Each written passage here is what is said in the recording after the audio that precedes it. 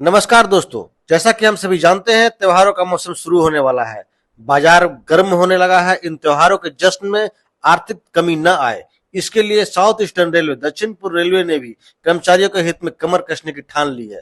इसी संदर्भ में दक्षिण पूर्व रेलवे द्वारा एक लेटर 8/9/2025 को जारी किया गया है, जिसका लेटर नंबर है SER/P-HQ/ruling/0/960, जिसमें साउथ ईस्टर्न रेलवे के सभी कंसर्न हेडक्वार्टर को संबोधित किया गया है, जिसका सब्जेक्ट है proposal of early closing of muster roll, early submission of salary bill to accounts and early payment of wages oblique salary on account of Durga Puja oblique Diwali holidays in 2025। इसका विषय है मास्टर रोल को अर्ली क्लोज करके accounts में submit करने और 2025 में दुर्गा पूजा और दिवाली के कारण सैलरी को समय से पहले पेमेंट करने के संबंध में।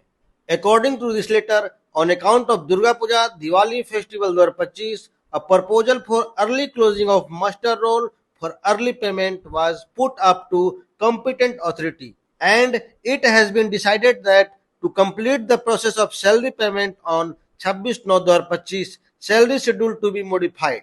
इसमें बताया गया है कि दुर्गा पूजा फेस्टिवल के कारण मास्टर रोल को जल्दी क्लोज करके जमा करने तथा 26/9/2025 तक सैलरी पेमेंट करने के लिए कहा गया है। For headquarter closing of master roll may be done on 10/9/25 and date of submission of bills in accounts may be 19/9/25 for internal checking as dating of 1 day wages for PLB and its payment may be completed within last working day, that is 26/9/2025।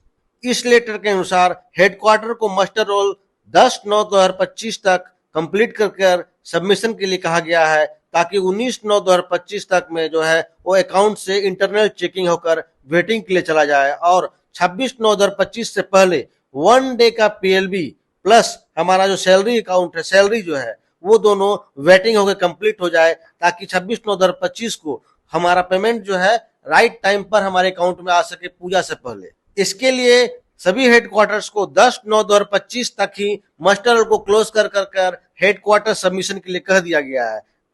Headquarter submission के लिए आदेश दिया गया है, ताकि 19/9/2025 तक internal checking करके सब कुछ कंप्लीट कर लिया जाए। और इसी में अगर बोनस की घोषणा होती है तो पीएलबी जो हमारा वेटेज किया हुआ रहेगा, उसी के अनुसार जो है जितने दिनों का हमारा बोनस की घोषणा होगी तो उसी एक दिन के पीएलबी के अनुसार उसे कैलकुलेट करके हमारे अकाउंट में क्रेडिट कर दिया जाएगा।